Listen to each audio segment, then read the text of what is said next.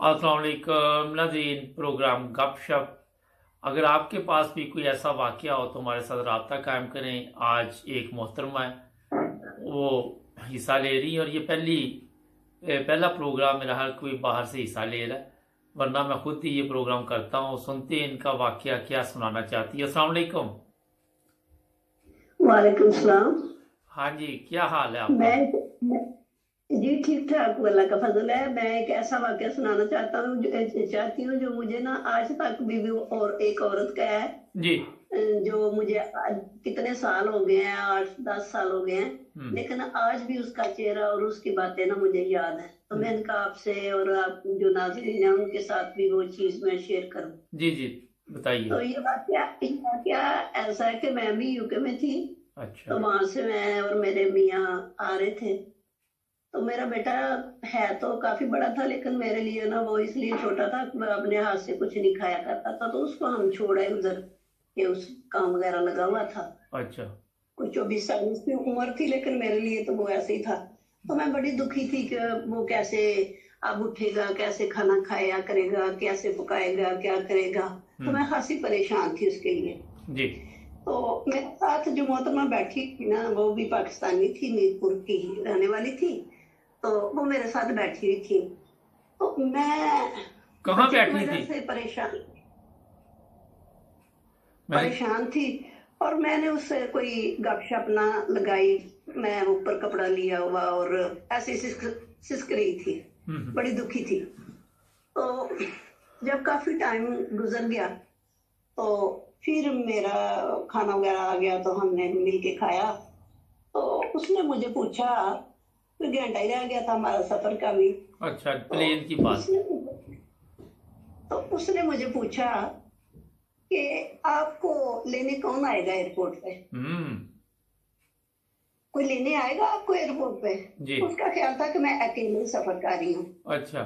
मैंने कहा नहीं, मेरे मियाँ भी साथ हैं, हम दोनों सफर कर रहे हैं। वो पीछे वाली सीट खाली थी, दो तो वहां बैठ के हैं। तो अच्छा। आपने ये सवाल क्यों किया है यानी मुझे ना कुछ अजीब सा लगा उसका सवाल करना, क्योंकि हमारे यहाँ तो जब आना होता है तो इतने सारे लोग आते हैं। जब हम्म। सीएफ करने वाले होते हैं तो वो भी ढेर सारे होते हैं। हम्म। तो मैंने कहा, मैं उसकी तरफ देखने लगी हम्म। कि ये सवाल कैसे कर रही है। तो मैं क्या, बाजी आपने आपको किसी ने नहीं लेने आना। हम्म। कहती है पहले आप बताए ना मुझे, आपको कौन लेने आएगा। मैं पहले क्या, तुम, मेरे पहले बेटे तुम। हैं, मेरी बेटियां हैं, मेरे रिश्तेदार हैं, तो वो तो सारी आना चाह रहे हैं, तो हमने रोक दिया है, तो सिर्फ मेरे बेटे आएंगे लेने के लिए मुझे। हम्म। कहती है बड़ी लकी है आप फिर। मैं हम्म। कहा आपको किसने लेने आना है। तो बड़ी उसने ना सरदहा भरी, हम्म। पर कहती है मुझे किसने लेने आना। हम्म। मैं तो उधर गई हूँ, सारे रिश्ते खो चुकी हूँ जाके उधर, मेरा कुछ भी नहीं रहा। अच्छा। मैं क्या कैसे मैं क्या कैसे आप रिश्ते खो चुकी हैं। कहती है कि जब इधर थे तो वालदैन थे, बहन भाई थे, सारे थे। हम्म। तो फिर मेरी शादी हुई तो मेरे मियाँ उधर चले गए, यूके चले गए। हम्म। और अब उधर ही रहने लगे। मेरे दो बच्चे हैं, एक बच्ची है, एक बच्चा है। तो अब मेरे मियाँ फौत हो गए हैं काफी सालों से। हम्म। तो जो मेरा बेटा बेटी है उनकी शादी हो गई है, वो हम्म। अपनी जिंदगी में मसरूफ हो गए हैं। तो मैं तनहा हूँ अब। उधर कोई भी मेरा नहीं है कि जो मुझे टाइम दे सके या मुझे कुछ बस खाना है। अगर बेटी के पास जाऊं तो वो भी दे देती है, वैसे वो तो उधर मसला ही नहीं है। कौंसल वाले जो है वो हर तरह की सहूलत देते हैं, हाँ जी। तो वो तो मसला नहीं है, लेकिन टाइम कोई नहीं देता मुझे अपना। हम्म। तो मैं अब कई सालों के बाद ना इधर आ रही हूँ पाकिस्तान। हम्म। मैं पाकिस्तान में आपका कौन है जिसके पास आप जा रही हैं। कह रही हैं कि वालदैन फौत हो गए। तो फिर कौन है। कहती है एक बहन रह गई है मेरी। तो मैं उसके पास जा रही हूँ। मैं अपने जो रिश्ते हैं उनकी कब्रों पे जाऊंगी, अपनी वो गलियां देखूंगी, घर देखूंगी। हम्म। तो इसी वजह से मैं पीछे जा रही हूँ। और मेरी बहन है एक, उसको उसके पास मैं ठहरूंगी। हम्म। मैं कहा वो नहीं आपको लेने के लिए आ रही। तो कहती है कि नहीं, मैंने उसको फोन किया था। तो वो कहती है कि मेरे मियाँ जो है ना, उनके पास इतना टाइम नहीं है कि हम्म। वो मुझे लेके आपके पास जाएं, हम्म। और आप खुद ही आ जाए। अच्छा। तो अब मैंने उधर, हाँ, तो अब मैंने उधर जाना है, एयरपोर्ट से निकलना है, तो कोई जाऊंगी, कोई टैक्सी लूंगी, तो फिर मैं वहां पहुंचूंगी मीरपुर में, घर जाऊंगी। तो मैं परेशान हो रही हूँ कि टैक्सी में मैं अकेली जाऊंगी, मेरे पास थोड़ा बहुत सामान भी है, तो पता नहीं इधर के हालात कैसे हैं, मैं महफूज होकर जा सकूंगी या क्या है, मैं परेशान हो रही हूँ। तो मुझे ना बहुत ही दुख हुआ कि ये बेचारी इतने चाव से अपने पीछे आ रही है, अपने घर में, अपने रिश्तेदारों के पास, अपने देश में आ रही है, और कोई उसको ना वेलकम करने वाला या उसको रिसीव करने वाला नहीं है। मैं कहा जी आप ना मेरे साथ चलें, हमारे घर में आप आए, पास ही हमारा भी 1 घंटे का सफर है मीरपुर का, तो हम ना एक रात आप इधर रहे, फिर हम आपको ना खुद छोड़ आएंगे। मैंने काफी इशरार किया, लेकिन वो नहीं मानी, कहते नहीं ये अच्छा नहीं लगता कि मैं तकलीफ दूं। मैं कहती तकलीफ तो की तो बात कोई नहीं है, अगर आपको मुनासिब समझे तो आप हमारे यहाँ साथ जा सकती हैं। तो कहती है नहीं अब मैं चली जाऊंगी, आप अपने मियाँ को कोई कि मुझे ना कोई अच्छी सी टैक्सी जो है ना वो करवा दे। मैं ठीक है। फिर क्या हुआ, वो चली गई वहां से एयरपोर्ट से? चली नहीं गई। फिर वो ना टैक्सी से ना जरा खौफजदा थी कि अकेली मैं टैक्सी पे सफर करूंगी तो पता नहीं वो टैक्सी वाला जो है वो, मैं सामान वगैरह भी है, बाहर से आई हूँ तो कोई मसला ना बढ़े, परेशानी ना बने। मैंने फिर ना अपने बच्चों को कहा कि ऐसा करें के पैसे पहले ना इसको अपने साथ ही बिठा लेते हैं, तो इसको छोड़ के आते हैं और उसके बाद हम घर चले जाएंगे। उन्होंने कहा ठीक है। फिर वो मान गई कि चले ठीक है, मैं आपके घर तो नहीं जाऊंगी, तो फिर मुझे छोड़ आए। फिर हम उसको ना मीरपुर छोड़ के तो फिर हम अपने इधर घर में आए।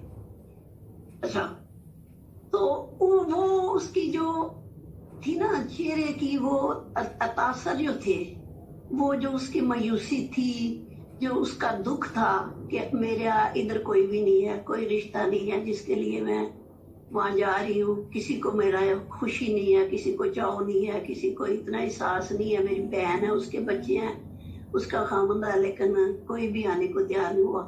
और उधर जो बेटा है या बेटी है, वो भी उसने बताया कि वो टाइम नहीं देते जो कि उनको देना चाहिए था, वो भी नहीं उसको देते, वो भी अपनी जिंदगी में मगन है। तो वो चीजें जो है, मैं सोच रही थी कि हम उधर तो जाते हैं, मौसम भी अच्छा होता है, सहूलतें भी होती हैं, नज़्म ज़ब्त भी होता है, बहुत ज्यादा सब कुछ होता है, लेकिन एक चीज जो है ना, जो उस दिन आप भी बता रहे थे एक बंदे की कि वो सड़कों पे घूमता रहता है और रात को फिर वो बेचारा किसी जगह ठहर जाता है, तो वो उसके घर वाले उसको ले जाते हैं या खुद चला जाता है। तो मैं सोच रही थी कि उधर सब कुछ होता है, लेकिन जो अपनी या खलूस होता है वो नहीं होता। ये तो है, वो खो देते हैं हम। है? बिल्कुल आपने ठीक कहा। यहाँ टाइम ही नहीं किसी के पास, अपनी भागदौड़ लगी होती है, क्या करें, सबने सीखा ही ऐसे, यहाँ पे माहौल ऐसा है। अच्छा ये बताइए, फिर औरत से दोबारा कभी राब्ता हुआ आपका? उसके साथ, हाँ, उसके साथ उसका मैंने नंबर लिया और फिर मैंने उसको ना बड़ा मतलब इसरार किया कि मैं आपको खुद ले जाती हूँ और आप हमारे यहाँ आए। अभी भी मंडी में मेरे रिश्तेदार हैं, तो मैं आऊंगी। बड़ी खुददार सी औरत थी वो, तो मैं जरूर आऊंगी, मैं कहती रही, लेकिन वो आई नहीं है। फिर उसके साथ मैं 2-3 दफा उससे फोन किया, लेकिन उसने कहा कि मैं जरूर आऊंगी, नहीं आई। फिर मैंने भी छोड़ दिया। लेकिन उसके जो तासर थे ना, चेहरे के जो तासरात थे, जिसमें बड़ी एक तरह की ना मायूसी थी, दुख था, वो मैं आज तक नहीं भूली कि ना इधर किसी ने उसको कुछ, जो बाहर रहने वाले हैं इधर वाले भी भूल जाते हैं, और उधर वाले जो हैं उनकी ऐसी एक और भी चीज है यहाँ पे, एक और भी चीज है कि पाकिस्तान से कोई लेने नहीं आया। हो सकता है कि कई लोग बाहर आके अपने रिश्तेदारों को भूल जाते हैं, कभी वो तल्लक ही नहीं रखते। तो अगर कोई तल्लक रखे तो मेरा ख्याल है कि इस तरह का सलूक नहीं किया जाता। क्या ख्याल है? हाँ जी, यही बात मैं असल यही कहने लगी हूँ कि जो इधर होते हैं उनको चाहिए कि जो उधर से आने वाला होता है या उधर रहने वाला होता है, उससे कितनी जरूरत होती है अपने पिछलों की, उनके प्यार की, उनकी तवज्जो की, उनको टाइम देने की, उन्हें बड़ी जरूरत होती है। चाहे वो सोने के पिंजरा है जहाँ वो रह रहे हैं, हर तरह की उनको सहूलतें हैं, लेकिन जो उनका पिछला है ना, मोहब्बत अपने वतन से है, अपने गांव से है, अपने शहर से है, अपनी जन्मभूमि से है, अपने रिश्तेदारों से है, तो वो कभी नहीं भूलता। और हम सबको चाहिए कि जो रहने वाले हैं, चाहे वो दूर के हैं या नजदीक के रिश्तेदार हैं, उनको फोन जरूर करें, चाहे वो राब्ता रखें। किसी खुशी गम का मौका है, चाहे वो ईद के कोई ऐसे मौके हैं, या कोई किसी की बर्थडे है, या कोई हाँ ऐसे जी, हो जाता है, कोई ना कोई टाइम ऐसा तल्लक होता है वास्ता जिसकी रखे। वजह अच्छा कोई ये आता बताइए है आखिर पे कि आप इंग्लैंड में रहती हैं, पाकिस्तान भी रहती है, अगर वो औरत यूरोप में या इंग्लैंड में वहां से आ रही होती तो टैक्सी लेनी इंग्लैंड में आसान थी वैसे, कि टैक्सी लेके वो घर चली जाती? असल में ना वो कुछ कमजोर सी औरत थी, बूढ़ी भी थी, और साथ ना वो टाइम उस वक्त क्योंकि महीना था नवंबर का, तो उस वक्त साथ का टाइम जो होता है ना, काफी अंधेरा हो जाता है। तो पता है जिस तरह का रास्ता है मीरपुर का, तो वो शायद इसलिए घबरा रही होगी कि मैं अकेली हूँ, तो पता नहीं इधर का जैसे बताते रहते हैं कि चले इधर जी, के आपका हालात अच्छे वाकया नहीं जो है है, बड़ा ये वो अच्छा है। है, बड़ा जबरदस्त वाकया है। नाज़रीन, अगर आपके हाँ साथ भी कोई ऐसा वाकया पेश आया हो जैसे मैंने शुरू में बताया था, तो ज़रूर हमारे साथ राब्ता कायम करें। आपसे और भी बातचीत चलती रहेगी। अपना ख्याल रखें जी। और थैंक यू। नाज़रीन, मेरे भाई इधर जर्मनी से एक दफ़ा पाकिस्तान गए, तो काफ़ी चीज़ें थी उनके पास, पैसे वगैरह भी थे और टैक्सी लेनी थी, तो वो बड़े परेशान। जो बड़े भाई हैं उन्होंने कहा कि मैं लाता हूँ एक टैक्सी वाला ढूंढ के। लाहौर की बात है, वो एक कमज़ोर सा टैक्सी वाला लेके आए जो बड़ी मुश्किल से चल के आ रहा था। तो छोटे भाई ने पूछा कि भाईजान ये इतना कमज़ोर टैक्सी ड्राइवर ले आए हो, क्या वजह? कहते अभी मैंने इसको बताया भी नहीं कि कहाँ जाना है। तो दूसरी बात ये है कि ये कमज़ोर इसलिए लेके आया हूँ कि अगर ये हमारे से ताकतवर होगा तो हम पैसे ना छीन लें हम, तो ये कमज़ोर है तो इसको हम आराम से पकड़ सकते हैं। मगर ये यूरोप में चीज़ें नहीं है, ये हमारे मुल्क की मुसीबत होती है। जब जाएं पर्स संभाल लो, पैसे संभाल लो, ये संभाल लो, वो संभाल लो, क्योंकि हमारा प्यारा पाकिस्तान है। आपके इल्म में है क्या क्या वहाँ पे होता है। ये वैसे ही मुझे याद आ गई बात। तो अगर किसी प्रोग्राम में हिस्सा लेना चाहें तो स्क्रीन पर नंबर आप देख रहे होंगे, सब्सक्राइब करें, जुड़े रहें।